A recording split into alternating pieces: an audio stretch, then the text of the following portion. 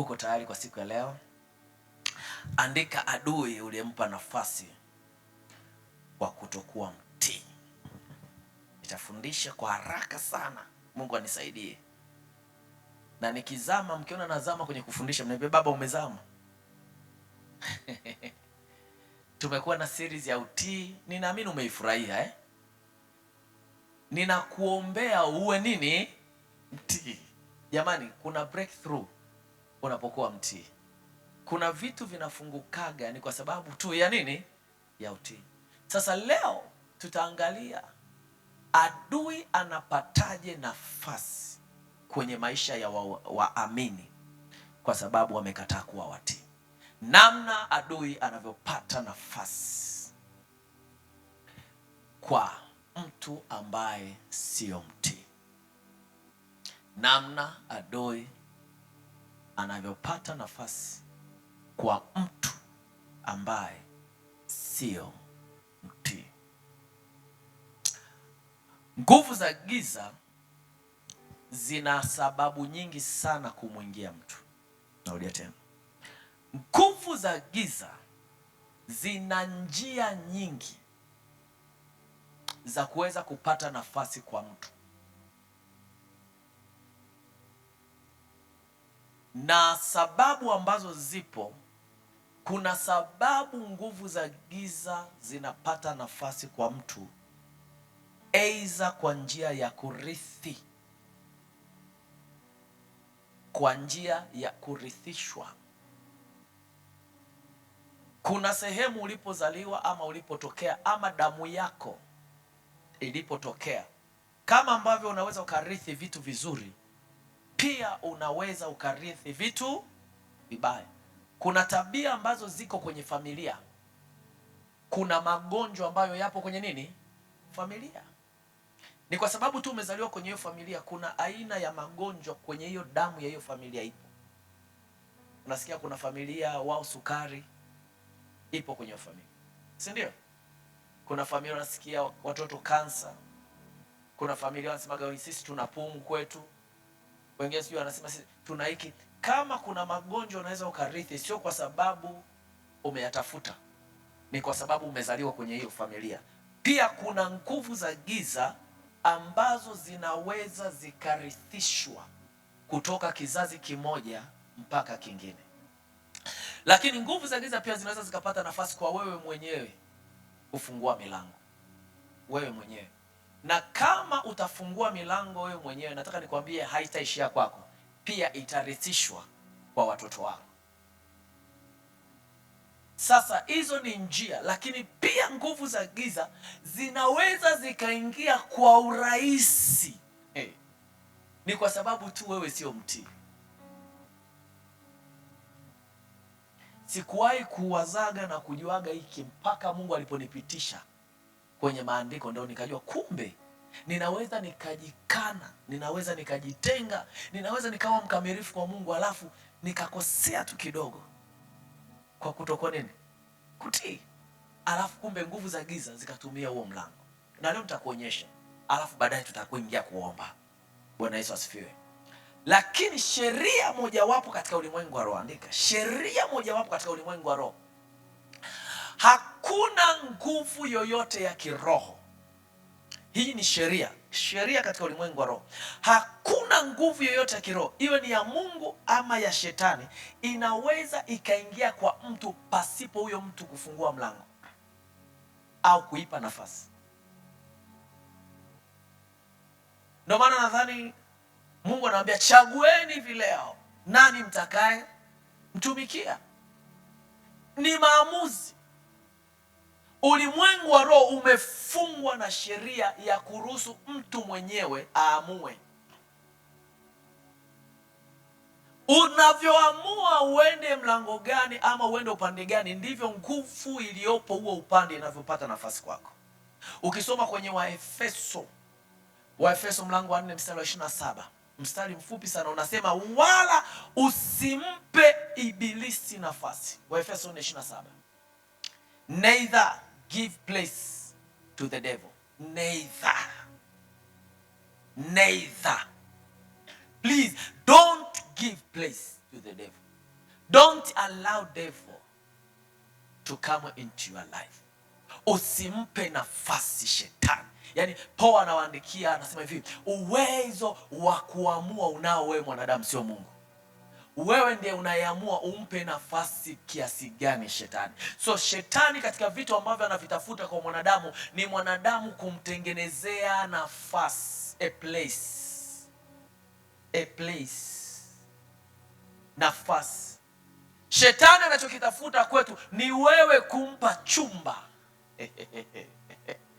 Wala msimpe ibilisi nafasi. Means anayemiliki nafasi sio shetani. Anayemiliki nafasi sio Mungu. Anayemiliki nafasi ni wewe. Chochote unachokifanya katika hii dunia ni aidha unampa nafasi Mungu ama unampa nafasi nani? Shetani. Yaani wewe una nyumba ina vyumba. Una nyumba ina vyumba vingi sana. Alafu kwenye hiyo nyumba mwenye funguo ni wewe. Kwa hiyo wewe ndio una maamuzi chumba gani nimpe nani. Nani alale, nani asilale. Sasa ubaya, kuna watu wana vyumba 10 alafu vyumba 9 vyote kajaa shetani. Alafu chumba kimoja ndo kajaa nani? Mungu. Hakikisha kama, ngoja mwambie, Yesu hana nafasi hapa duniani kwako kama wewe hujamfungulia mlango. Lazima nasimama mlangoni na abisha. Yeyote atakayenifungulia mimi na Baba tutakuja na kukaa wapi? Kwake. Kwa hiyo wewe ndio una ufunguo. Kama hata Yesu, Mungu mwenyewe aliyekumba, una maamuzi ya kumpa nafasi, means una maamuzi makubwa sana pia kumruhusu shetani aingie ama asiingie. Yaani uwezo ambao Mungu amekupa ni uwezo mkubwa sana. Hakuna nguvu ya giza inayoweza kuingia kwako bila wewe kuiruhusu. Na hakuna nguvu ya kimungu inayoweza kupata nafasi kwako kama wewe hujafanya nini? Hujaruhusu. Manake wewe una uwezo mkubwa sana wa kuamua maisha yako. Anaendelea anasema wala usimpe shetani nafasi. Anasisitiza Paulo, msiwape mashetani nafasi. Sasa kila unachokifanya duniani kinafungua milango. Hakunaga siku itatokea utasema leo nimefunga mlango au leo nimeufungua mlango. Hapana. Maisha yako yanatoaga access bila wewe kujua umetoa access kwenye ulimwengu wa roho. Unapokuja kanisani kusali, unaponyenyekea, unapotoa sadaka, unapomtafuta Mungu, unamfungulia Mungu nini? Mlango. Unapoacha kufanya vitu vya namna hiyo, manake unamfungia Mungu mlango, na kuna milango mingine utaanza kufungua. Chochote unachokifanya, nataka nikurudie tena, chochote unachokifanya ni ufunguo. Unafungua aina ya roho kuja kwako. Ukiwa unaongopa, nataka nikwambie, unafungua nini? Kwa nani? Hivi shetani Mungu? Shetani Mungu? Shetani. Ukiwa mnyenyekevu, unafungua mlango kwa nani? Kwa Mungu. Kwa hiyo anaposema usimpe nafasi, kuna principle nyingine ndogo ya utii. Unapokuwa una practice utii, unapokuwa mnyenyekevu, unapokuwa mtii mbele za Mungu, kuna ufunguo unamfungulia Mungu na kuna ufunguo unamfungia shetani.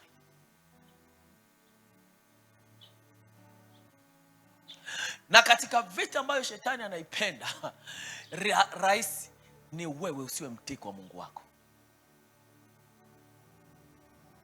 Na vita ya utii haipo kwa watoto wa shetani. Vita ya utii ipo kwa watoto wa Mungu. Ujue watoto wa Mungu unaweza usiwakute baadhi ya maeneo ambayo ni rahisi kuonekana wanatenda dhambi. Mtoto wa Mungu huwezi kumkuta baa. Mtoto wa Mungu huwezi kumkuta club. Mtoto wa Mungu huwezi kumkuta kwenye madangulo. Mtoto wa Mungu huwezi kumkuta sehemu za ajabu ajabu ambazo unaweza ukajaji. Ila watoto wa Mungu ni rahisi wasiwe nini? Watii. Na katika mlango ambao Mungu anauangalia kwa makini ni mtu asiyekuwa mtii. Mungu anasemaje? Mungu wapinga wenye nini? Kiburi. Kiburi ni matokeo ya uasi. Mtu yoyote ambaye ni muasi ana kiburi. Na uasi ni nini? Uasi ni kwenda kinyume na neno la Mungu. Kinyume tu na neno la Mungu. Unaposhindwa kuwa mtii, Mungu anakuhesabia wewe ni nani? Ni muasi. Na muasi, kiburi kinainuka ndani yake. Kiburi kinasema Mungu anawapinga watu wa namna hiyo, Mungu anawakataa watu wa namna hiyo. Lakini anasema uwapa neema kina nani? Wanyenyekevu. So kwa mnyenyekevu kuna neema, kwa muasi, kwa mtu mwenye kiburi anaondolewa. So shetani anachokitafuta kwetu ni nini? Tuendelee kuwa waasi mbele za Mungu. Tuendelee kumpenda Mungu lakini tuwe waasi kwake. Tuwe na kiburi kwa Mungu. Shetani anajua Mungu anakupinga. Na kama Mungu anakupinga, maana yake yeye amepewa access, ataanza kuingia kwenye maisha yako. Ni kwa sababu umemtengenezea nafasi.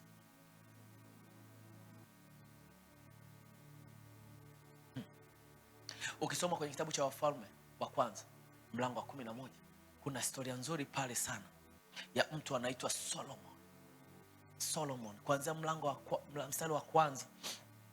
Sijajua nani atanisomea. Wafalme wa kwanza.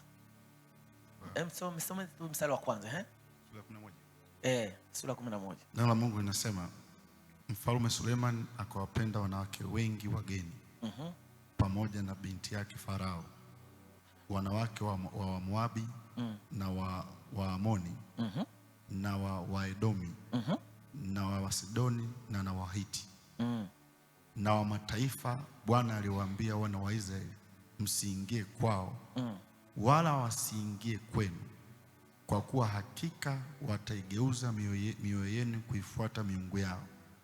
Suleiman akaambatana nao kwa kuwapenda. Angalia, Biblia inasema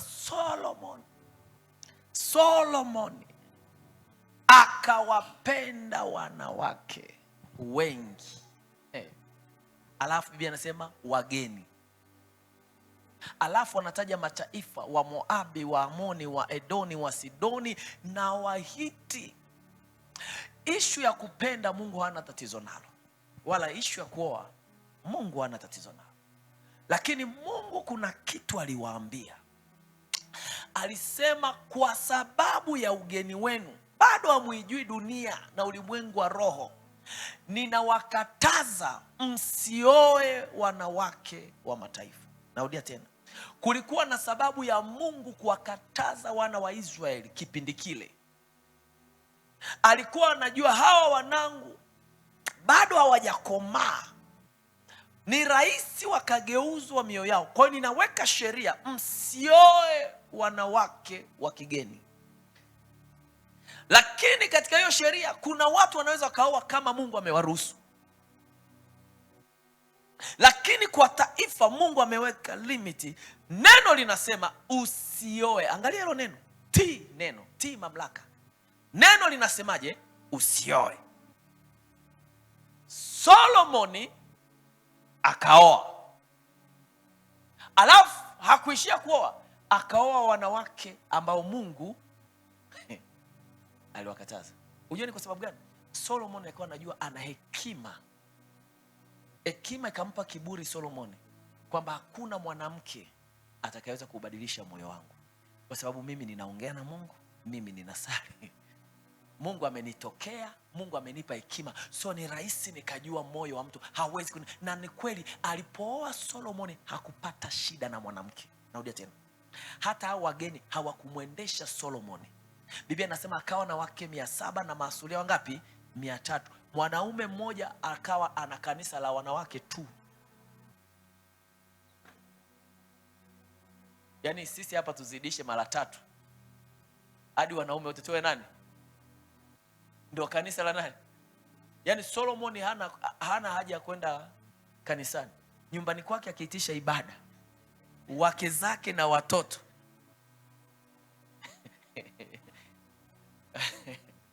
nilienda Mbeya bwana, kwa kipindi mzee wangu alikuwa anafanya kazi Mbeya, kwa tulikuwa tunaenda. Kaambia baba, yani mara kwanza naenda Mbeya, kila mtaa kuna kanisa. Yani kila mtaa Mbeya, Wanyakyusa. Nilikuwa nakaa pale Forest pale babani pale. Kila mtaa kanisa. Baba akamwambia usitishike na hayo makanisa. Akamwambia hayo makanisa ni mke, mume na watoto wake.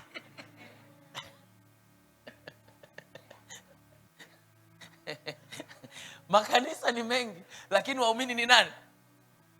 Familia imetosha. Yaani Mbeya haina, yaani wewe mzee wa kanisa ukiona tu mchungaji umezingwana naye na yeye anageuka kuwa mchungaji. Solomon akawa na wake wengi.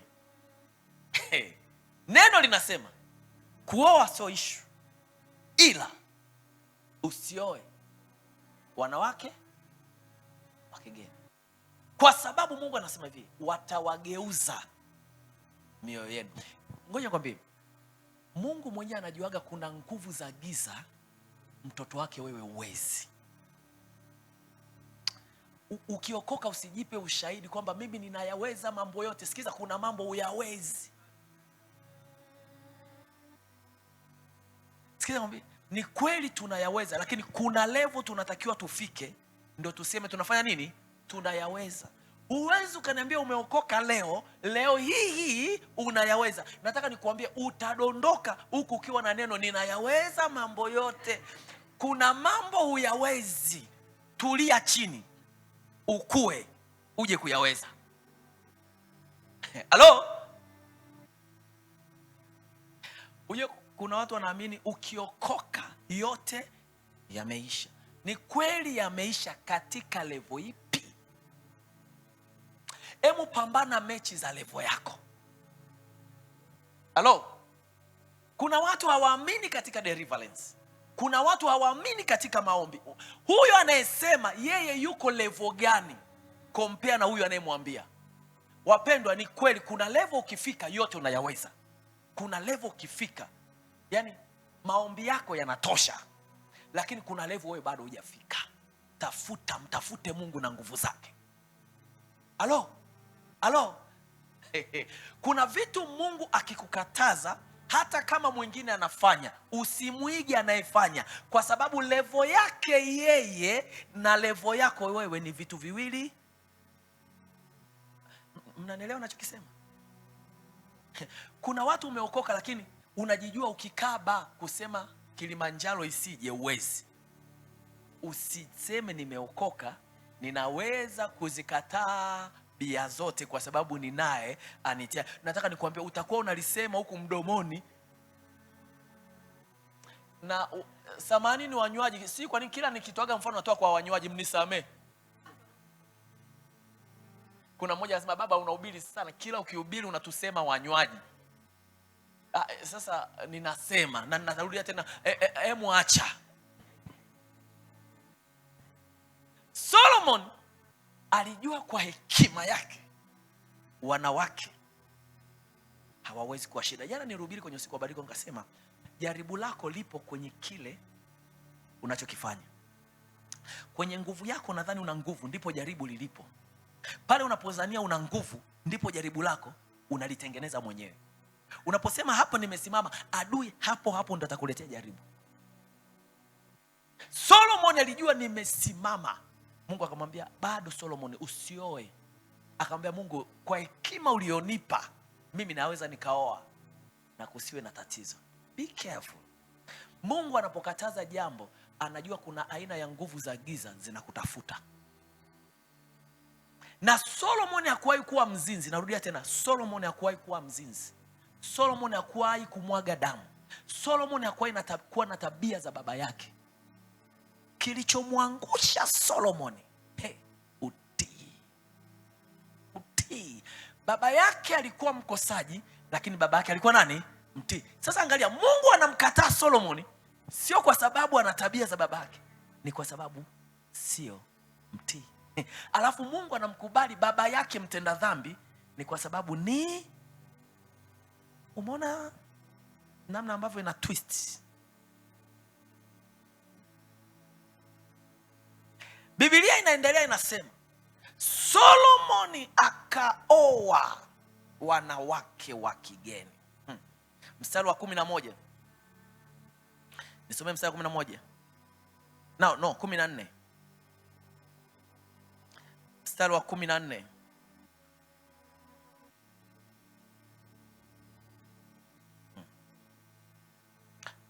Okay, tuanze mstari wa 11. Biblia inasema hivi, kwa hiyo Bwana akamwambia Suleiman, kwa kuwa umefanya hayo, mstari wa 11, wala hukuyashika maagano yangu na sheria zangu nilizokuamuru, hakika nitaurarua ufalme usiwe wako, nami nitampa mtumishi wako. Tunaanza kuingia. Alipooa wanawake wengi haikuwa shida. Biblia inasema wale wanawake wakamsubiria Solomon alivyokuwa mzee. Alivyokuwa mzee wakaubadili nini? Moyo wake. Kabla nguvu za giza sijaanza kufanya kazi ndani yako, kitu nguvu za giza zinaanza kupiga ni moyo. Ndani ya moyo ndipo mawazo yote mazuri na mabaya yanapotengenezwa. Biblia inasema linda sana moyo wako kuliko vyote uyalindavyo, kwa sababu katika moyo ndipo kuna nini? Chemichemi za nini? Ukimwona mtu tayari anafanya jambo, ujue kabisa kabla hajafanya moyo wake ulikuwa attacked.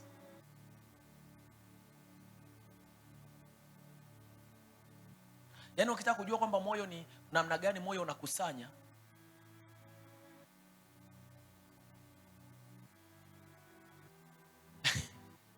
usikie huyo baba amelala kwa mwanamke mwingine, au usikie baba mke wako anatembea na mtu. Mimi kuna kipindi niliachwaga,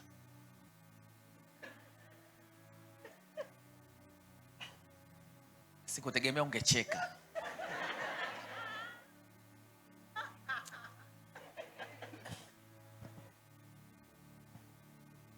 Nilipokuwa chuoni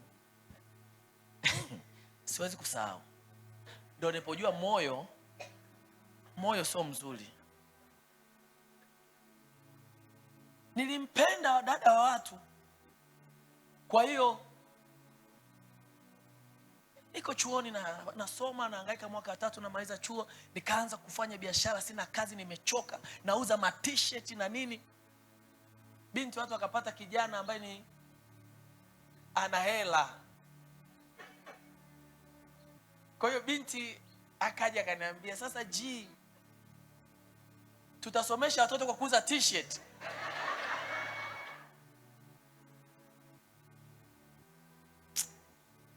Yaani kuna vitu nasahau, alafu kuna vitu siwezi kusahau. Wanangu wa kike, mseme mnaongea maneno haya. Kuna muda tunajitafutaga. Akanifuata akaniambia, ni kweli ninakupenda, lakini kweli t-shirt unauza t-shirt, tuishi maisha ambayo tunataka kuishi. Kwa hiyo bwana, yule binti akafanya nini? Nawaambieni nilikuwaga naona moyo unatoka. Ndio maana mtu akiniambiaga moyo unamuuma na muelewa, kwa sababu nili experience. Kuna rafiki yangu ni Mariamu anaitwa Seti, hadi ngambia Seti, moyo wangu unadunda kama wewe.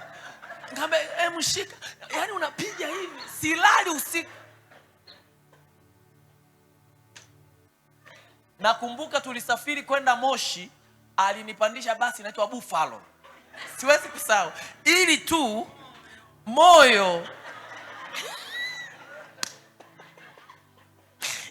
Tukaenda Moshi, tukafikia kwa dada yetu mmoja aitwa Neema. Yaani naongea na dadangu, ambaye dada, moyo nini mdogo wangu? Amenikataa. Na sababu ya kuniacha ni nini? T-shirt. Nauza nini? T-shirt. Yaani light angejua future ambayo Mungu ameniandalia. Kwa ninajua nini maana ya moyo. Mungu akamwambia, Biblia inasema Solomon alipokuwa mzee, wale wanawake wakaubadilisha nini? Na ndio maana nakwambia katika vitu unavyotakiwa kulinda, linda nini?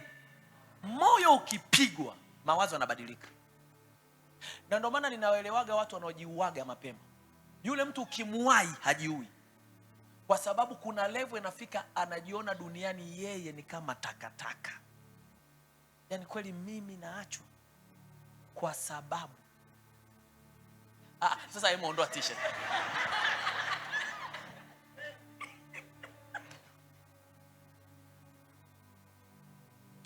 Lakini bwana, mnataka niendelee na historia au niendelee na mahubiri? Mnataka mjue ilivyoisha? Mama anasema changanya. Atuendelee na somo. Siku nyingine mnaambia baba endelea. Solomon alipokuwa mzee. Sasa uzee unaoongelewa sio uzee wa umri. Uzee unaoongelewa alipoanza kufocus na wanawake, focus yake na Mungu ikapungua. Mtu mzee, ukisikia mtu mzee, huyo mtu amekaa sehemu kwa muda mrefu.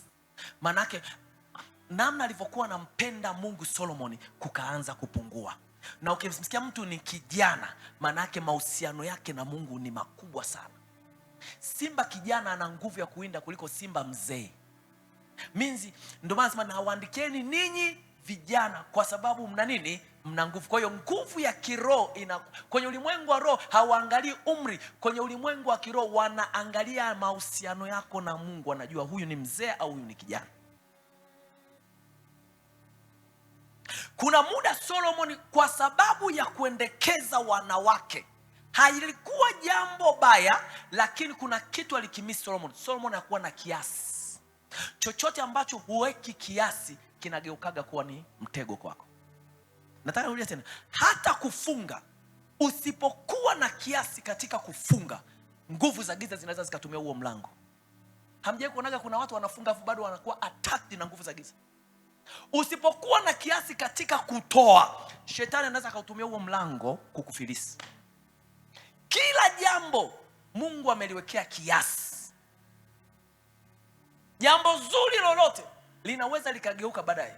Kwa mfano, kula sukari, wewe kula tu sukari. Yaani nyumbani kwako ule mfunko wa kilo moja, maliza siku ngapi?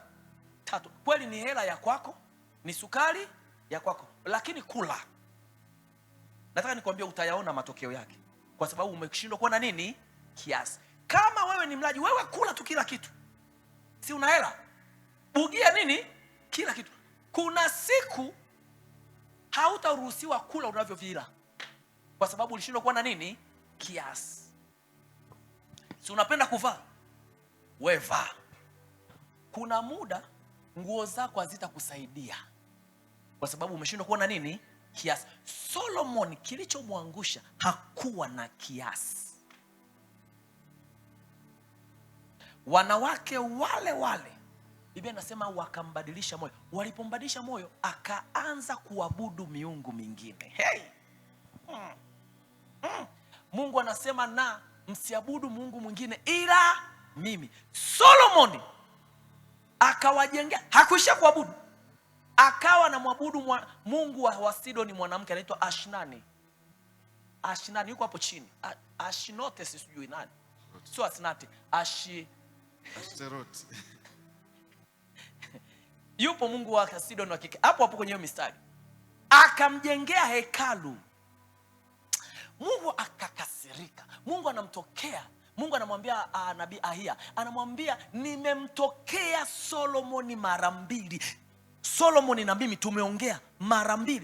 Yaani wewe hata Mungu mjui. Solomoni anamjua Mungu na bado Solomoni akamuasi Mungu. Wewe hata nikwambie Mungu ushaiku Mungu wewe unamsoma tu. Na unasema mimi niko ngangani. Yaani mimi pepo likija teke kule. Kuna mtu ameonana na Mungu. Hebu tafute mstari hapo mara 2. Kati ya mstari wa 5 mpaka wa 10. Mungu anasema nimeongea na Solomoni mara 2. Kuna siku Mungu anasema nimeonana na Solomoni mara 2. Ni uso kwa uso nimeongea naye Solomoni mara 2. Na the same Solomoni anamgeuka Mungu. Mstari 9 anasemaje? From kwanza sura 11 mstari 9. Basi Bwana akamghadhibikia Suleiman kwa sababu moyo wake umegeuka, naye amwambia Bwana, amwacha Bwana Mungu wa Israeli aliyemtokea mara 2. Imagine moyo ulipogeuka akaacha kuabudu. Ukiona mtu haji kanisani, ukiona mtu haombi tena, issue sio kanisa. Issue moyo wake umegeuzwa.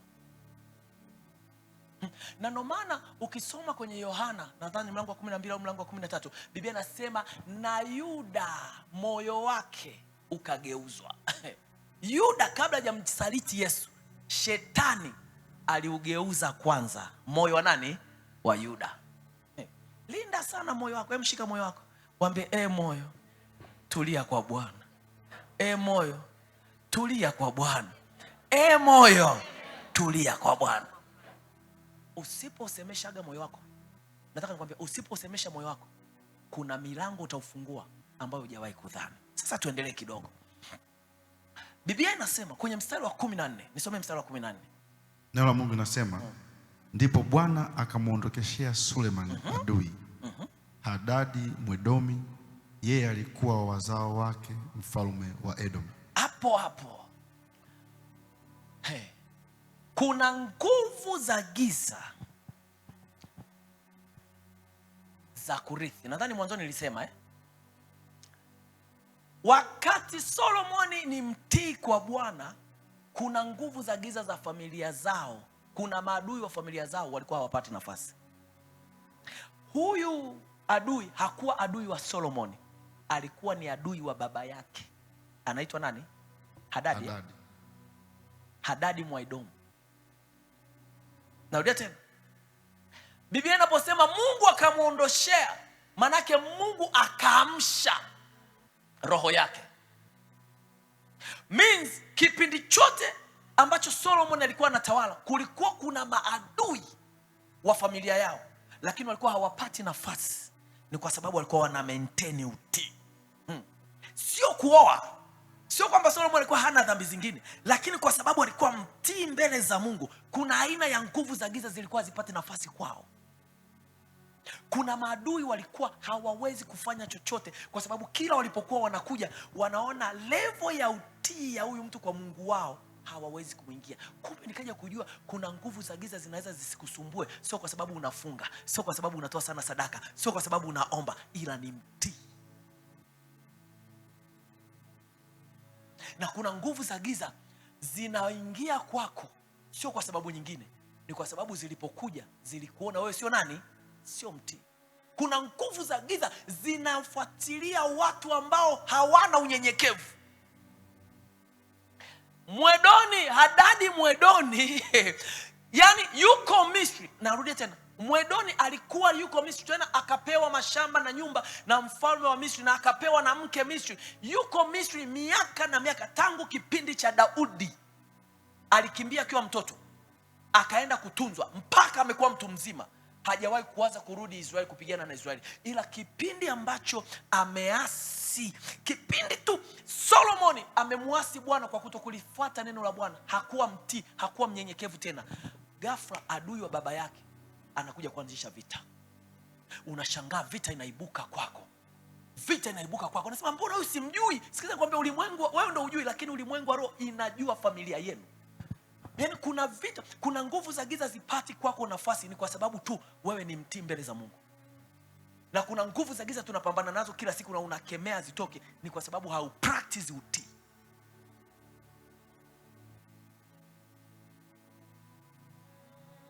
Haujawahi kuwa na kisirani, ghafla unashangaa una kisirani ambacho hata wewe mwenyewe haujui. Yaani hadi baba mchungaji una kisirani naye. Sasa mimi mwenyewe nakutana naye Jumapili, lakini ukija tu hapa unanikasirikia.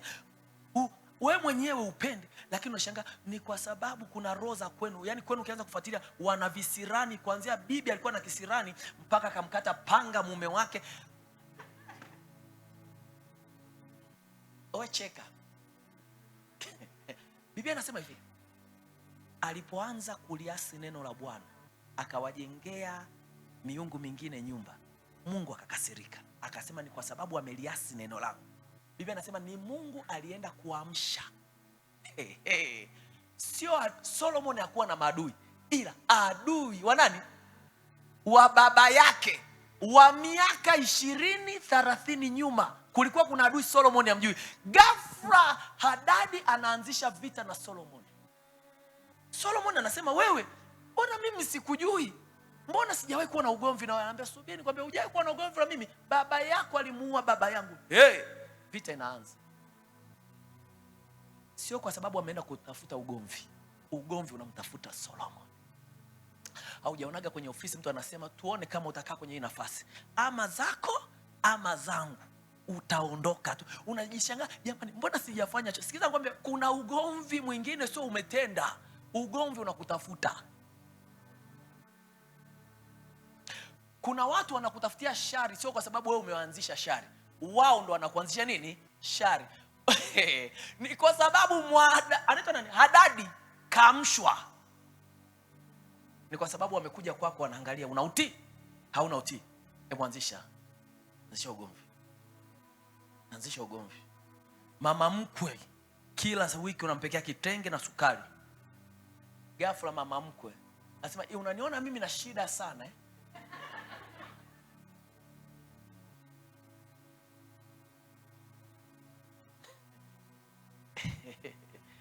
Spirit inaanza kuanzisha vita na wewe wakati haujawahi kuwa na ugomvi na huyo mtu. Sikiza nikwambie, hawaanzishi kwa sababu wewe umeanzisha. Wanafuata ulimwengu wa roho, kile wanachoambiwa wafanye. Kama unajua ni lazima wewe uanzishe, kamuulize Ayubu. Ayubu anaamka asubuhi, anawakuta wa Amaleki, anawakuta maadui, watu wanakuja wanachukua tu ng'ombe zake. Yaani anashangaa tu, watu wakija hawachukui ng'ombe wengine, wanachukua nini? Ng'ombe zake. Watu wanaanzisha ugomvi na Ayubu. Ayubu hajafanya chochote, wanaanzisha tu ugomvi. Wakiingia kwenye zizi lake wanachukua kila kitu, na yeti Ayubu hajafanya chochote. Ulimwengu wa roho haufanyi kama unavyotaka. Ulimwengu wa roho unafanya kama wao wanavyotaka. Na anayecontrol ulimwengu wa roho ndo anayecontrol ulimwengu wa mwili.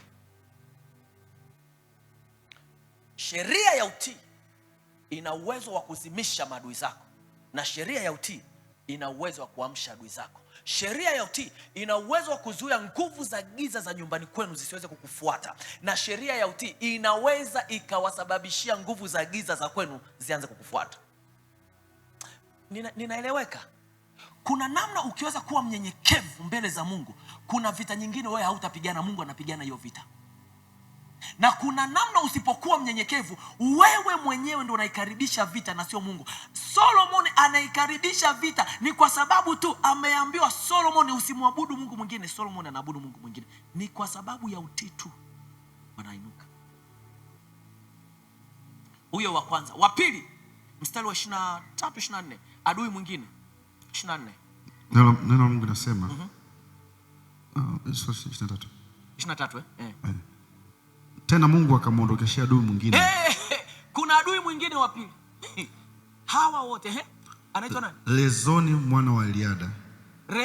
Rezoni mwana wa Eliada aliyemkimbia bwana wake Hadadezeri mfalme wa Soba. Sikiliza, kuna mtu anatokea Soba, baadaye akaenda katika nchi ya Dameski, akakaa Dameski. Rezoni anaitwa Rezoni. Kuna adui mwingine alipigana na Daudi, amekaa Sham, Dameski, alikuwa adui yake. Mungu akamwamsha roho. Kumbe mwilini huyu mtu hana nia kupigana na wewe, ila anashangaa tu spirit yake. Yaani anaamka asubuhi tu anasema leo lazima nikapigane na Solomon. Kwa sababu gani unapigana na Solomon? Sababu ipo. Baba yake alikuwa ananikimbiza kila siku. Baba yake alikuwa anipendi. Ghafla, miaka yote ulikuwa wapi?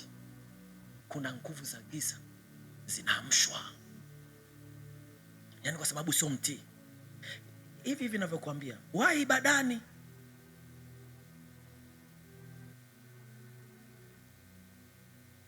Toa fungu la 10. Unanipa sababu. Njoo tufanye usafi. Tufunge. Sikiza nakwambia, sio kwa faida yangu, ni kwa faida yako. Kadri unavyokata, yani kuna nguvu za giza zinafanya kazi, ni kwa sababu wanaangalia level yako ya utii. Ni ndogo. Kuna maadui wanaamshwa ambao hujawatengeneza wewe. Solomon, adui wawili wakasimama. Ngoja nikwambie, Solomon walikuwa ni watu, kwako wewe inawezekana kama magonjwa. Kwako wewe inawezekana yakawa ni dhiki. Yaani chochote ambacho unajua ni adui kipo kwetu. Kuna aina fulani ya nguvu za giza zinazowatesa ndugu zangu. Usipokuwa makini na wewe, hizo nguvu za giza zinakuja kwako. And yet umeokoka. Wewe hujatokewa na Mungu. Mungu anasema Solomon, nimekutokea mara ngapi? 2. Lakini bado kuna nguvu za giza zinaweza zikamtesa Solomon. Kutokewa na Mungu, kuona vision, kuhubiri vizuri haimaanishi nguvu za giza zinakuogopa. Nguvu za giza zinamuogopa mtu ambaye ana mahusiano na Mungu na ni mnyenyekevu mbele za Mungu. Nimesema mlango mwepesi wa nguvu za giza zinazowapiga watoto wa Mungu, wanaangalia level yako ya unyenyekevu mbele za Mungu. Wewe ni mtii mbele za Mungu. Kama sio mtii mbele za Mungu, kuna aina ya nguvu zinazoleta uharibifu ndani yako. Na leo tunataka kudili na hizo nguvu za giza ambazo zimekaa kwako kwa sababu ya kuwa mtii. Na maombi ya leo tutaomba sana toba na rehema. Mungu aturehemu. Kwa sababu yawezekana tujao watii kwenye level ambayo Mungu anaitaka. Na kuna milango tumefungua, nguvu za giza zikapata nafasi. Adui watatu. Hawa wawili walitoka nje. Adui watatu anaitwa Yeroboamu. Sema Yeroboamu. Yeroboamu alikuwa ni mtumishi wa Solomoni wa ndani.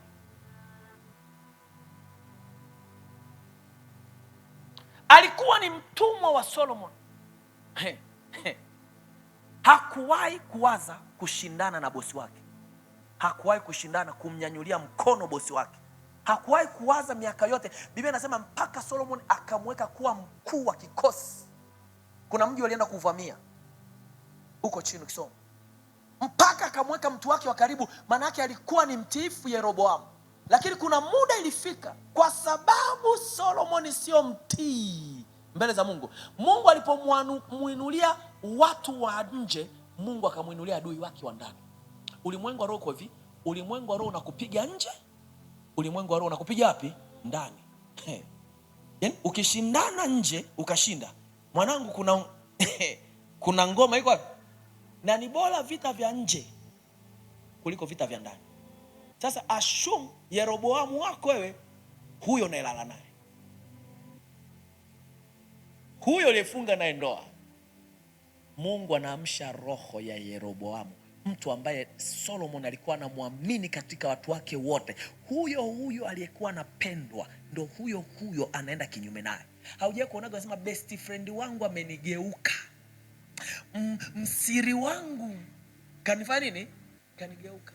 Sikiza nikwambie, muda mwingine usimlaumu msiri wako. Go back. Check mahusiano yako na Mungu. Wewe ni mnyenyekevu? Haujawahi kuonaga unasema huyu alikuwaga partner wangu, tulianzaga tukiwa chini pamoja, tumefika hapa amefanya nini? Kanigeuka. Swala kujiuliza, kabla haja kugeuka, fuata record. Nataka nikwambie, kuna watu tunaweza tukawakamata kwenye ulimwengu wa roho wasiwe na maamuzi yoyote kinyume na sisi. Ni kwa sababu tu sisi ni wanyenyekevu kwa nani? Kwa Mungu. Na wanaweza wakageuka kinyume na sisi, ni kwa sababu tu hatuna unyenyekevu mbele za Mungu. Sasa Yeroboamu wa nyumbani kwako, yawezekana mtoto wako akawa ni teso kwako. Yawezekana vitu ambavyo Mungu amekubariki vikaanza kukuletea mateso kwako. Yawezekana kazi unayoifanya ikawa ni mateso kwako. Unaishangaa kwa nini vitu haviendi, vimegeuka. Nataka nikwambie, kuna principle umeivunja katika ulimwengu wa roho. Nguvu ya giza imeanza kupata nafasi. Yeroboamu akaanza kwenda kinyume na bosi wake. Alafu kuna siku Yeroboamu anaenda anakutana na Ahia, nabii Ahia. Utamsoma hapo. Nabii Ahia alikuwa na vazi, akalichukua lile vazi akaligawa vipande 12, akaviweka 10 pembeni na 2 pembeni. Akasema, kama nilivyorarua vazi langu ndivyo Mungu ameurarua ufalme wa Solomoni, kwa sababu Solomoni hajataka kuwa mtii kwa Mungu. Mtu ambaye sio mtii, kinachofuatia ulimwengu wa roho unanyang'anya. Njia nyepesi kunyang'anywa vitu ambavyo Mungu amekupa ni kutokuwa mtii. Wanaondoa ile neema ambayo Mungu amesema anawapa wanyenyekevu. Kwa mtu mwenye kiburi, hiyo neema haipo. Ukitaka usipoteze. Ukitaka ulivyovipata, kupata sio issue, kumaintain ulivyovipata ni issue. Mungu kukubariki, Mungu anakubariki. Mungu anabariki kila mtu. Hakuna asiyebarikiwa na Mungu, ila kuvilinda ulivyobarikiwa navyo sio swala la Mungu, ni swala lako kufuatisha principles za kimungu. Narudia tena, Mungu anambariki kila mtu. Mungu kukupa, hata Yeroboamu naye alipewa. Mungu kukupa sio tatizo, ila kumaintain alivyokupa Mungu. Solomoni Mungu anamwambiaje? Na Solomoni hakuomba mali, hakuomba utajiri. Solomoni aliomba hekima. Mungu anasema hekima nimekupa, na usivyoviomba pia nimekupa. Nimekupa mali, nimekupa heshima, nimekupa utajiri. Mungu alimpa Sulemani. Na Sulemani akawa tajiri kuliko mtu yoyote duniani. Lakini Sulemani alipoteza. Mungu anasema na hatokosa mtu katika kiti cha Daudi. Alimpa ufalme Solomoni sio kwa sababu ana sifa, alimpa kwa sababu kuna ahadi alimwambia baba yake. Anapata ufalme Solomoni sio kwa sababu ni mtoto wa kwanza. Kulikuwa kuna watoto wakubwa kuliko Solomoni ambao wanastahili. Ila Mungu aliuondoa ufalme kwa kaka zake, akampa yeye alikuwa mdogo. Ni kwa sababu Mungu aliuona moyo wake. Mungu anaendelea anasema sitoshindana tena na mwanadamu. Mwanadamu ana uwezo wa kushindana na Mungu. Anaambia usifanye hiki, anafanya. Anaambia usiende huko, anaenda. Mungu akasema sitoshindana na mwanadamu, nitamwekea sheria kwenye ulimwengu wa roho. Atakapoharibu sheria, vyote ambavyo mimi nilimpa kipindi moyo wake uko kwangu atavipoteza mwenyewe. Solomoni hakuchukuliwa vitu, alivipoteza vitu. Yeroboamu anatokea, anakutana na Ahia. Hajawahi kuwaza aende kinyume na bosi wake. Ghafla baada ya neno la Ahia nabii, anapoenda ananyanyua upanga mbele ya Solomon. Solomon anashindana naye. Yeroboamu anakimbilia Misri kwenda kujificha. Akatulia.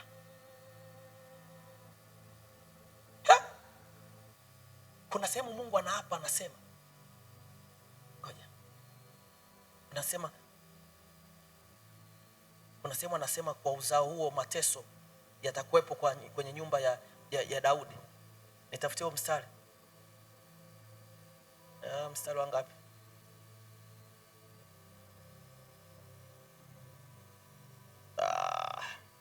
Sasa 9.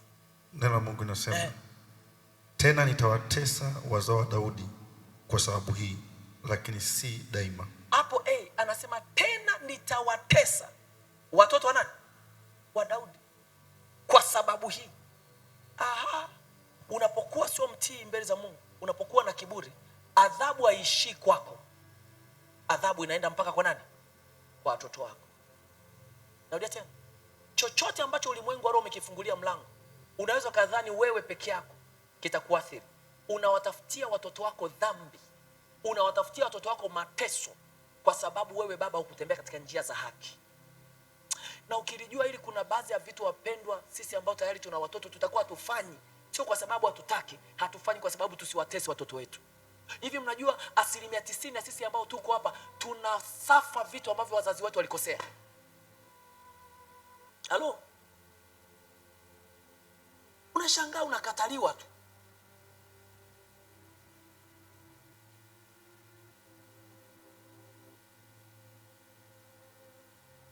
Hivi kukataliwa kumbe mnakumbuka t-shirt?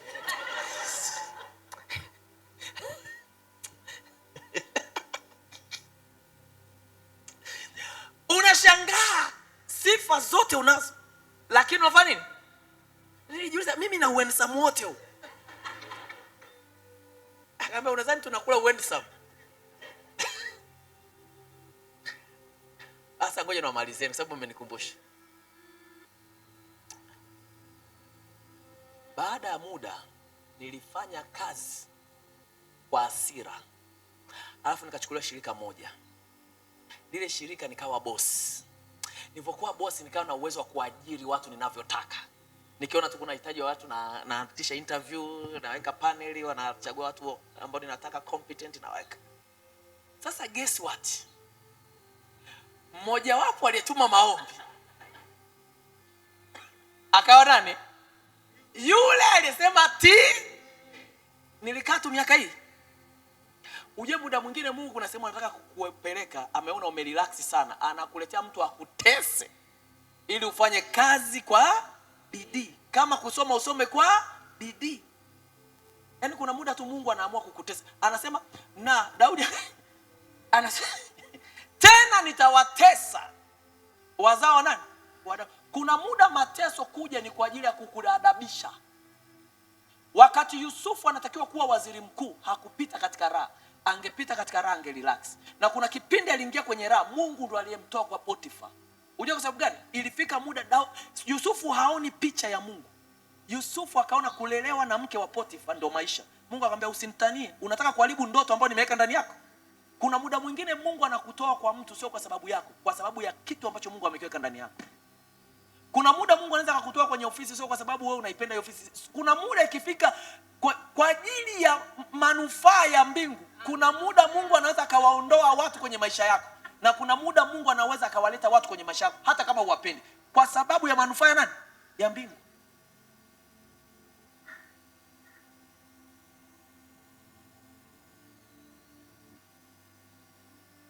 Naletwa hivi pepa, nalisoma jina lake. Kwanza nikacheka Naandaa meza mbele ya watesi wangu. Kasema baba, huu ndo wakati wa meza kuandaliwa. Usitake kujua nilichokifanya, sababu kipindi kile kwanza nilikuwa sijaokoka vizuri. Nachokikumbuka tu nikamweka kwenye hatua ya kwanza rafiki yake. Alafu nikasababisha rafiki yake ajue kwamba rafiki yake ana sifa, lakini nikamweka ili akamwadisie mwenzake. Nikashangaa siku hiyo namba inapiga sijui. Kapokea, halo. Yaani kweli. Nini? Umeninyima kazi? Mimi sijakunyima. Hauja qualify. Hauna vigezo. Hauna nini? Nimekupima kwenye mizani. Nikachukua ile perezi mene tekeri na nini? Umewekwa kwenye nini? Alafu ufalme wako umepima. Nikasema elimu yako na experience yako imepimwa kwenye mizani. Inaonekana ila sikufundishi wewe ukafanya hivyo. Fanya. Biblia inasema samehe 7 mara 70. Moyo wako ulinde, usiingize hisia. Fanya kama Mungu ameamua ufanye nini? Fanya. Kilichobaki kilikuwa ni historia. Bwana Yesu asifiwe. Biblia inasema Mungu akasema nitawatesa. Unajua neno la kutesa? Unajua neno la kutesa? Yaani imagine watoto, kuna mtoto wa Solomon anaitwa Rehoboamu. Kuna Yeroboamu na Rehoboamu, tofautisha. Yeroboamu alikuwa ni mtumwa wa Daudi, Rehoboamu alikuwa ni mtoto wa Solomon. Yeroboamu alikuwa ni mtumwa wa Solomon. Rehoboamu alikuwa ni mtoto wa Solomon, aliyerithi kiti cha ufalme. Mtoto wake ufalme unakuja kumkataa kama neno lilivyosema, lakini kosa sio la kwake, kosa la baba. Can you imagine kama baba yake asingekufa, alafu anayoyapitia Rehoboamu, angekuja kumwambia baba, kwa nini watu wananikataa? Sio unaelewa? Unadhani kikao kingekuwaje? Alafu baba anasema ni kwa sababu nilimwasi Mungu. Unayoyapitia mwanangu ni kwa sababu mimi nilimwasi Mungu. Na Mungu, ulimwengu wa roho si ukoje? Ulimwengu wa roho haulipizagi kisasi kwako. Kwa sababu ukilipiza kisasi kwako haitakuuma. Unajua ukitenda kosa ukachapwa, unasema ni nini? Ni haki yangu. Ulimwengu wa roho unatamani kufanya uyaone kwa watoto wako wa kihaso, afu hawajui kosa lolifanya. Na muda mwingine wanaletaga mateso kwa watoto wako bado wewe ukiwa mzima. Unaona kabisa haya sio maisha ambayo mimi niliishi, lakini watoto wako wanapitia. Baba ulikuwa una mali, baba ulikuwa una status, alafu watoto wako wanakuwa ni watu wanakuletea aibu. Watoto wako wanakuwa ni mateja. Watoto wako wanakuwa wezi. Watoto wako wanakuwa na tabia ambazo wewe mwenyewe baba hujawahi kuwafundisha hizo tabia. Unajiuliza imekwaje? Ni kwa sababu hujui kuna jambo lilifanya. Ulimwengu wa roho anaweka record. Na mara nyingi ulimwengu wa roho hawalipizi kwako. Ulimwengu wa roho analipiza kwa kizazi chako. Mungu anamwambiaje Hezekia? Wakati Hezekia amewaonyesha watu wa Babeli mali zote, Isaya anamwambia hivi, kama ulivyowaonyesha, uzao wako na watoto wako watachukuliwa mateka mpaka nchi ya Babeli na watafanya kuwa matoashi. Asante baba. Watafanywa kuwa matoashi kwa lazima. Alafu Mungu anasema hivi, sitofanya katika muda wako, nitafanya kwa watoto wako. Hata Mungu anamwambia Solomon, nitaurarua ufalme lakini sio mikononi mwako. Siku utakayompa mtoto wako ndipo nitakaporarua ufalme. Na ukiwepo, kama utaingia mbinguni Solomon, utaona mtoto wako akipoteza ufalme, na nitakwambia ni kwa sababu ulifanya. Yule tajiri anamwambiaje Lazaro? Anamwambiaje Abraham? Abraham, tuma basi, mtume Lazaro aende duniani akawahubirie ndugu zangu wasije na wao sehemu ambayo nipo. Kumbe hata tukifa tunaweza kuona maisha ya watoto wetu. Utakuwa unalia kama uko mbinguni, uko motoni, unalia, unaona watoto wako wanavyohaso, alafu unaambia sio kwa sababu yao, wanahaso kwa sababu wewe ulitendaga kosa, watoto ndio wanaorithi. Ndio maana ukinisikiliza kwa makini, kuna vitu hautafanya kwa sababu unaniogopa mimi. Kuna vitu hautafanya kwa sababu unamwogopa mchungaji atakuona. Kuna vitu hautafanya kwa sababu unaogopa kanisa litakutenga. Kuna vitu hautafanya, utajitahidi kuwa mkamilifu kwa Mungu, kuwa mtenda mema kwa Mungu, kuwa mnyenyekevu kwa Mungu, sio kwa faida yako, ni kwa faida ya watoto wako na vijukuu vyako. Kuna mateso una experience, nataka nikwambie, lakini sababu sio wewe. Kuna njia unazi experience ambazo sio wewe. Kama unaweza ukarithishwa mema, nataka nikwambie hata mabaya unarithishwa. Kuna njia unarithi sio kwa sababu umependa. Kuna njia unarithi kwa sababu kuna mtu alifunguaga mlango.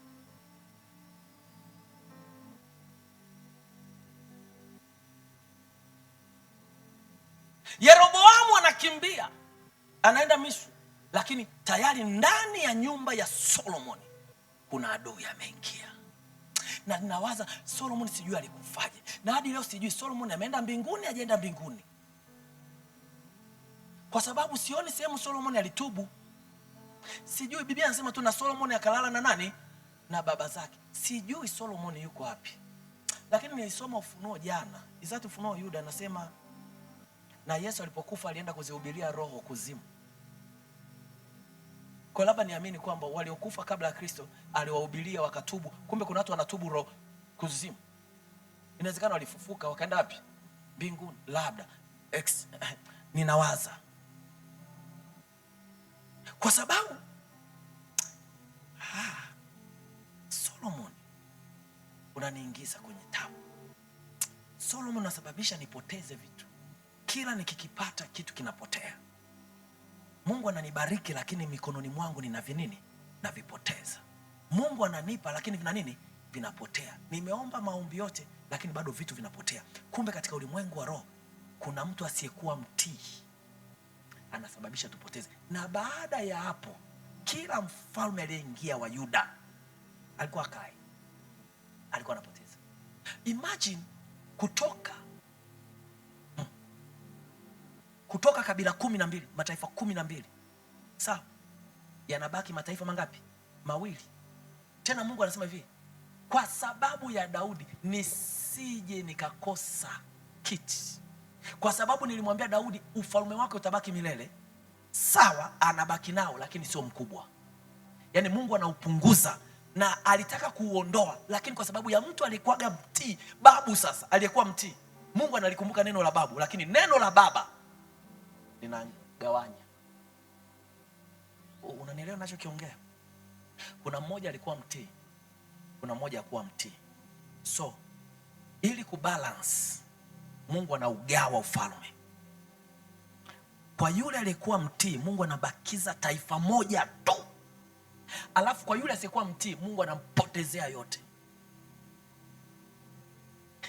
Kichekesho ukisoma kwenye mlango wa 12 wa Wafalme wa kwanza mlango wa 12, kuna kituko kuanzia mstari wa 4 alikifanya huyu Rehoboamu. Rehoboamu alipokuwa mfalme, ghafla eti watu wakaanza kulalamika kwamba Solomon aliwawekea mzigo mzito, kongwa zito. Niliposoma mzigo eti kulipa kodi, kipindi chote cha Solomon watu hawakuwahi kulalamika kwamba kodi ni tatizo. Unanielewa? Kipindi chote watu walikuwa wanalipa wenyewe kodi, wanafanya kazi wenyewe kujenga Yerusalemu, kujenga Israeli. Hawakuwahi kuona tatizo. Lakini uasi ulipoingia, kazi ile ile, kodi ile ile, watu wanasema ni kongwa. Usipokuwa mtii, kama unawafanya kazi, wafanyakazi wale wale wanaanza kuwa kinyume na wewe. Wale wale uliowapa kazi, hao hao wanaanza kukugeuka.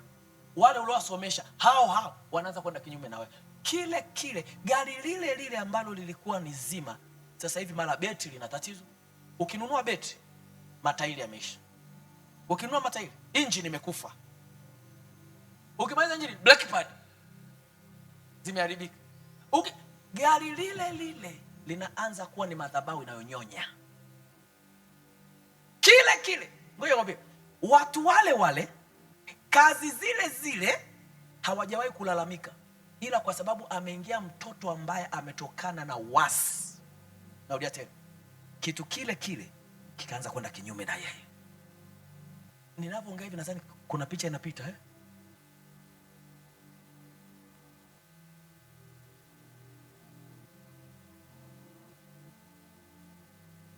Watu wakamwambia hivi, Rehoboamu, tupunguzie mzigo. Baba yako alituwekea mzigo mkubwa sana, tupunguzie mzigo. Akasema sawa. Rehoboamu akaenda kwa vijana, kwanza akaenda kwa wazee. Wazee wakamwambia, ukitaka ufalme wako imarike, sikiliza maneno ya viongozi walioyasema. Akatoka hapo akatafuta vijana. Vijana wakamwambia hivi, kama kidole cha baba yangu, mlango wa 12, kuna neno baya liliongea, kama kisije ni pete. Kuna kitu aliongea Rehoboamu. Kidole cha mwisho inasemaje?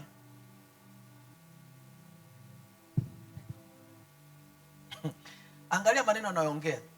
Na wale vijana waliokuwa pamoja na mstari wa 10, na wakamwambia, wakasema, uambie hivi watu wale waliokuambia wakisema, baba yako alilifanya zito kongwa letu, bali wewe utufanyie jepesi. Uambie hivi, kidole changu cha mwisho ni kinene kuliko kiuno cha baba yangu.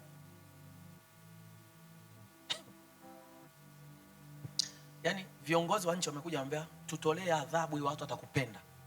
Alafu nakutana na watu wanakuambia, kawaambie hivi majibu, kidole changu cha mwisho ni kinene kuliko kiuno cha nani? Kidole. Ngoja kwambie, uasi ukianza kufanya kazi kwako, kitu anachokifanya, wanakuleteaga washauri wasio sahihi. Unanielewa? Ili uzidi kukosea, nguvu za giza zinakutengenezeaga aina ya watu utakao wasikiliza. Nguvu za giza zina uwezo wa kukutoa sehemu sahihi ikakupeleka sehemu sio sahihi, kwa sababu ndani yako spirit ya uasi inafanya kazi. Rebellion spirit ndio inayofanya kazi kwako. Wanaweza wakakutafutia mpaka aina ya kazi, wanaweza kukutafutia aina ya mume, wanaweza kukutafutia aina ya maisha, wanaweza wakakutafutia aina ya mashosti ambao wataongea sawasawa na uharibifu ambao uko mbele yako. Hawataongea neno lolote jema ambalo litakutoa kwenye uharibifu. Kila ushauri utakaokuwa unapokea ni kukupeleka kwenye nini? Kwenye uharibifu. Anawaambia watoto, anamwambia hivi, sikiza, kawaambie hivi, kidole chako cha mwisho ni kinene kuliko nini? Kiuno cha baba yako. Hivi imagine hata mimi naambiwa hivyo. Biblia inasema hivi, wale wazee, alafu wakati anaongea hivyo, anasubiria suruhu. Yeroboamu aliyekimbia akarudi. Yeroboamu hakuambiwa rudi, Yeroboamu alirudi. Nani aliyemrudisha Yeroboamu wakati anajua ameasi kwa Solomon? Minzi wakati Rehoboamu akiwajibu vibaya, walikuwa wanamtafuta mtu atakayekuwa mfalme nafasi ya Rehoboamu. Na wakati huo Yeroboamu aliyemkimbia Solomon akawa anarudi. Ile amerudi, wakamwambia utakuwa mfalme wetu, na Rehoboamu na nyumba ya babake Daudi hatuwataki. Watoto wanapoteza sio kwa sababu wampenda. Na Biblia inasema na likatimia sawasawa na neno la nani? La Bwana. Minzi ulimwengu wa roho unaweza kwa kusubiria muda na wakati wa kuleta uharibifu kwako, kama sio kwako, kwa watoto wako, ili litimie neno lao. Swala kujiuliza, neno gani la uasi linalofanya kazi kwao? Neno gani la uasi linaloharibu maisha yangu? Neno gani ambalo mimi sijawahi kuliona linalotesa, linalonitesa? Kitu gani ambacho nimekifanya? Kitu gani ambacho kinaenda kinyume na vile ambavyo Mungu ametaka? Mungu anamwambiaje Daudi? Na uasi kwa sababu umemuua Uria, kwa sababu umemchukua mke asiyekuwa nao, umeukaribisha upanga katika nyumba yako. Umekaribisha maasi katika nyumba yako. The same ulivyovifanya hivi litatendeka kwa wazi. Ulifanya kwa siri, uasi umeingia, uasi utatenda wazi wazi. Jirani yako atalala na wake zako wazi wazi. Wewe umelala na mke wa mtu kwa siri, jirani yako hatolala naye kwa siri, atasimama naye wazi. Kuna vitu ambavyo nguvu za giza zinapata nafasi, sio kwa sababu wewe umefanya. Kuna baba amefanya, kuna mzee alitenda, na ulimwengu wa roho hausahau. Ulimwengu wa roho unawekaga kumbukumbu. Ulimwengu wa roho unaweza ukaacha kufanya chochote kwa vizazi 3, 4, 5, alafu likaja kufanyika kwa kizazi kinachofuata. Ulimwengu wa roho hausahau kumbukumbu. Ulimwengu wa roho unawekaga kumbukumbu. Kila neno ambalo linatamkwa, kila chochote unachokifanya, ulimwengu wa roho unaweka. Na narudia tena, adhabu mara nyingi haitokei kwako. Adhabu inatafutaga uzao unaofuata. Uzao unasemaje? Kitu gani kiko kwenye uzao? Nani aliongelewa nini? Nani alifanya nini? Una tendency ya kufuatilia, una tendency ya kuangalia, huyu mtu tutampatia wapi? Huyu mtu tutamkamatia wapi?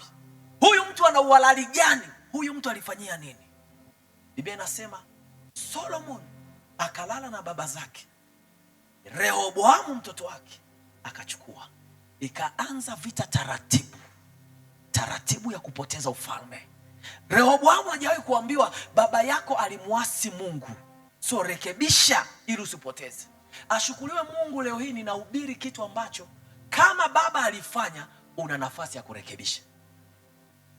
Una nafasi ya kumwambia Mungu, yawezekana kuna makosa yalifanyika, yawezekana hakuwa mtii, yawezekana kutenda katika sheria zako, yawezekana alikosea, lakini baba, kwa sababu nimefahamu na kujua, Mungu kamrehemu. Mungu rehemu mimi, rehemu na kizazi changu. Ngoja kwambia, usichoke kuomba rehema, kwa sababu kila ufunuo ni passcode. Yawezekana uliomba rehema jana kupitia kitu fulani. Leo hii ninakufundisha kwamba omba rehema kwenye utii. Halo?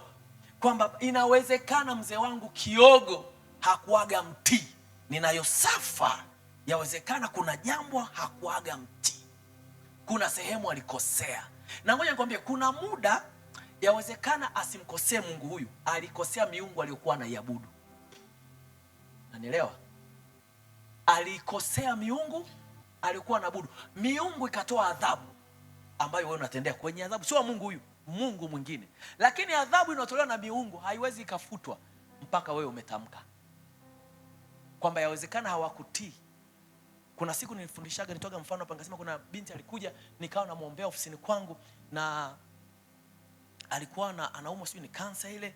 Wakati namuombea nikasema kuna mganga akainuka, akasema baba yake akutulipaga. Mnakumbuka Shasemaga mfano. Imagine adhabu imepewa kwa watoto wote kuumwa kwenye hiyo nyumba, mgonjwa alikuwa anaumwa baba yao. Kwa sababu gani wanaumwa na kufa? Ni kwa sababu baba alifanikiwa kupitia waganga, alafu akamdhulumu nani? Mganga. So mganga akaachilia laana kwa sababu baba hakuwa mtii kupeleka hela yake ya mganga. Kwa hiyo hata ulimwengu wa roho, upande wa giza, wanaweza wakatoa adhabu ikawa inakutesa wewe, endi yetu umeokoka. Kwa sababu ulimwengu wa roho unaheshimiana. Kuna mipaka kwenye ulimwengu wa roho. Ndio maana Mungu anawaambia, mnapoingia katika nchi ya ahadi niliyowapa, msiabudu miungu mingine. Yaani Mungu mwenyewe anatambua kuna miungu mingine, anasema msiabudu. Mkiabudu mtakuwa mmejitenga na mimi.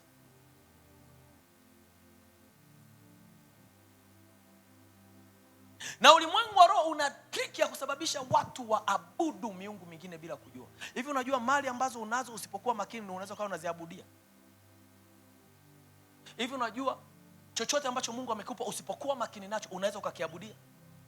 Hivi unajua kuna watu wanaabudu ng'ombe kama Mungu wao? Nenda India, ng'ombe anathaminiwa kwa sababu ng'ombe ni Mungu kwao. So chochote ambacho Mungu anakupa, Mungu anasema na msifanye miungu kwa mfano wa vitu vya mbinguni. Walipofika kwenye jangwa, Musa ameenda kusali siku 40 ya shuki. Nini kilifanyika? Biblia inasema wakavunja vunja pete zao za dhahabu, wakatengeneza ndama, wakaanza kumwabudu ndama. Wakasema huyu ni Mungu wetu alitutoa Misri. Mungu anashuka na hasira, anasema nitawamaliza wote.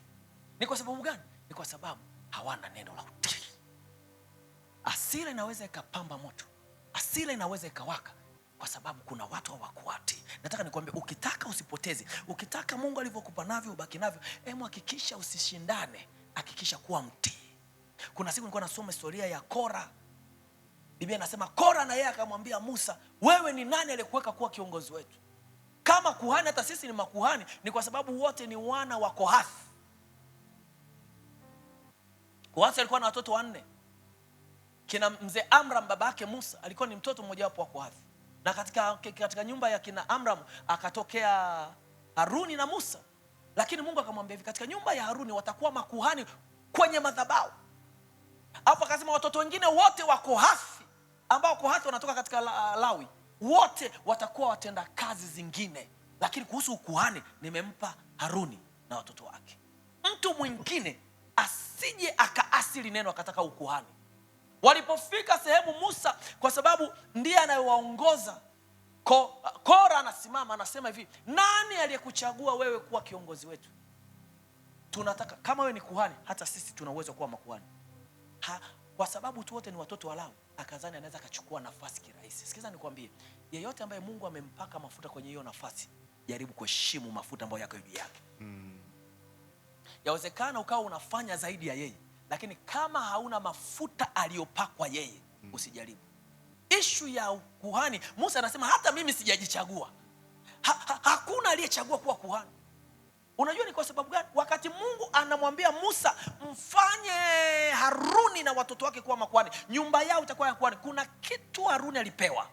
Mungu alimpa maelekezo Musa, akamwambia tengeneza aina hii ya nguo, tengeneza nguo za zambarau, weka vitu hivi na hivi, weka hiki na hiki, weka mawe 12 yakiwa yanamaanisha weka na ivera atakayokuwa anavaa. Kuna ulinzi ambao Haruni alipewa na Musa, na Musa sio yeye, Musa alipata maelekezo.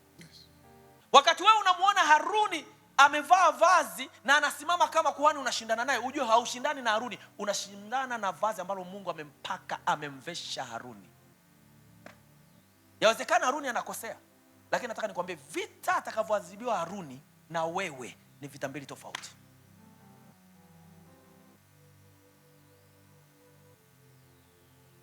Musa anamwambiaje Kora? Anasema Kora unakosea. Kora unakosea. Niangalie neno la Bwana. Kuna kitu unakikaribisha kwako na familia yako ambacho hautakaa ukirudisha tena. Baada ya Kora kung'ang'ania na watu wengine, Musa anasema jitengeni na watu hawa kwa sababu wameasi. Jitengeni na familia zao, kaeni nao mbali. Na wao wakasema, Musa akamwambia kila mtu aje na chetezo lake, kila mtu aje kwenye hema. Walipoingia kwenye hema, kwa sababu Biblia inasema walipoingia na wao utukufu wa Mungu ukashuka. Kumbe hata wakosaji kuna muda utukufu wa Mungu unashuka, wakadhani na wao wenyewe Mungu amewasikia. Be careful. Biblia inasema waliposhuka, ardhi ikafunguka, ikawameza, wakapotea. Biblia inasema Kora na wote walioambatana na Kora, kama ni watoto, kama ni wake, wote walioambatana, kwa kuto kumsikiliza Musa, ardhi iliwalamba. Kuna watu hawakuwa na makosa yote, lakini kwa sababu baba ni kiongozi, walimfuata baba. Kosa alikuangalia, kwa sababu umezaliwa kwenye hiyo familia, mauti na kulamba. Kuna vitu unaweza vikawa vinatokea kwako kwa sababu kuna principle moja haijafuatwa. Leo kuna kitu Mungu anakifanya kwetu, kuna kitu Mungu anakirejesha kwetu. Kuna moyo wa ibada na moyo wa unyenyekevu, Mungu anaurudisha tena. Kuna namna tunaenda kuita, kuna namna tunaenda kupaza sauti zetu, tumwambie Baba ni rehemu. Kiukweli kwa nguvu zangu siwezi, ila Baba nahitaji msaada wako. Baba ni rehemu tena, rehemu nyumba niliyotokea, rehemu familia niliyotokea. Yawezekana mimi natembea katika ukamilifu, lakini kuna teso linalofuatilia. Kuna teso linalonitesa. Kuna teso lenye haki linalogawa ufalme ambao Mungu uliweka kwenye maisha yangu, linaloondoa, linaloleta mauti badala ya furaha. linalosababisha. Kuna mtu mwingine wa mwisho anaitwa Akani. Akani akaambiwa, Yoshua anamwambia mtu yoyote asichukue chochote katika nchi ya Yeriko. Mungu amesema tuiteketeze kama dhabihu kwake. Akani akachukua nini? Vazi. Akachukua na nini tena? Kitu kingine. Na akaenda kuvificha mchangani. Vitu vidogo alichukua. Alafu Biblia inasema walipoenda kwenye nchi ya Ai wakapigwa na watu wachache. Yoshua anakuja kulia, anamwambia Mungu, tatizo nini? Anamwambia mmeasi neno langu. Nilisema msichukue chochote mtakapoipiga Yeriko. Kuna mmoja wenu ameasi. Mtu mmoja anaiangamiza nchi nzima. Biblia inasema walipigwa na kuna watu walikufa. Ni kwa sababu Akani aliambiwa usichukue, akachukua. Mmoja anaweza akasababisha familia ikaingia kwenye mateso, lakini kuna mmoja anaweza akasababisha familia ikatoka kwenye mateso. Kwa kupigwa kwake sisi tumepona. Ni mmoja aliyepigwa, ni mmoja aliyeteswa. Leo hii sisi tuna uzima. Means ukisimama wewe leo, hata kama walitenda wao, wewe ukasimama katika zamu yako. Habakuki anasema nitaacha kulalamika, nitasimama katika zamu yangu. Kuna muda sio wa kulalamika, kuna muda wa kujua na kufahamu kwamba kuna makosa yalitendeka, kuna gap lipo. Nitasimama palipo boboka na sitolalamika. Nitaomba katika ufahamu, nitaomba rehema, nitamwambia Mungu rehemu nyumba niliyozaliwa.